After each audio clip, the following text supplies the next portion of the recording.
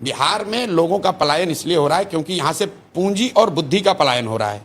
पूंजी का पलायन का मतलब ये नहीं है कि हम बाहर से इन्वेस्टमेंट लाएंगे। पूंजी का पलायन का मतलब ये है, आप समझिएगा कि सीडी रेशियो जो है जो रिजर्व बैंक जारी करता है, बिहार में सीडी रेशियो 1990 से पिछले साल तक है 40%। इसका मतलब क्या है? पिछले साल बिहार से करीब करीब 2.25 लाख करोड़ रुपया बैंकों ने बिहार के लोगों का यहां से ट्रांसफर किया है दूसरे राज्यों में, वहां पर रोजी रोजगार के लिए। यहाँ इंडस्ट्री नहीं है ना, इसीलिए तो इंडस्ट्री कैसे कोई लेना देना नहीं है। यहाँ पर आप अपने बच्चे को पढ़ाना चाहते हैं, आप मोटरसाइकिल खरीदना चाहते हैं, उसके लिए आपको पर्सनल लोन चाहिए। अगर आपको गाड़ी खरीदनी है, आपको यूट्यूब चलाना है, आपको एक छोटा दुकान खोलना है, उसके लिए इंडस्ट्री की क्या जरूरत है?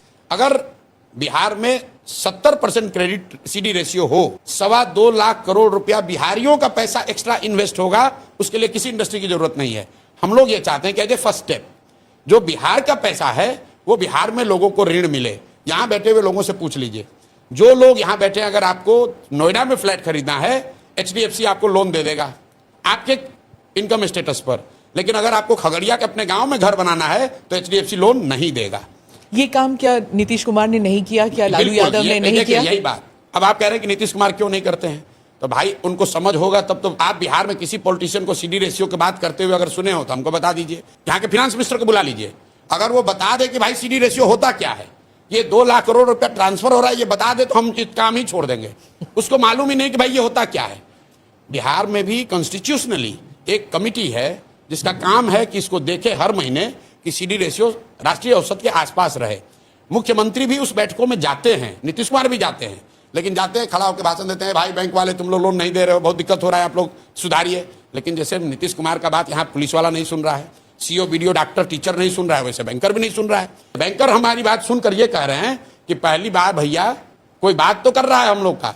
मैं सारण में था, केनरा बैंक के आरएम और डीएम मिले वहां। मैंने पूछा भाई केनरा बैंक के लिए बिहार कितना बड़ा मार्केट है? बोला सर बहुत बड़ा मार्केट है। हमने बोला क्रेडिट के लिए या डिपॉजिट के लिए? कहता सर अभी तो डिपॉजिट के लिए है, आप जैसे लोग आ जाए तो हम लोग चाहते हैं यहाँ लोन भी दें। यहाँ लोन देने के लिए कोई सुविधा ही नहीं है। आरबीआई का आंकड़ा ये बता रहा है कि अगर बिहार में देश के औसत के बराबर सीडी रेशियो होता तो 26 लाख करोड़ रुपया बिहारियों का बिहार में रहता।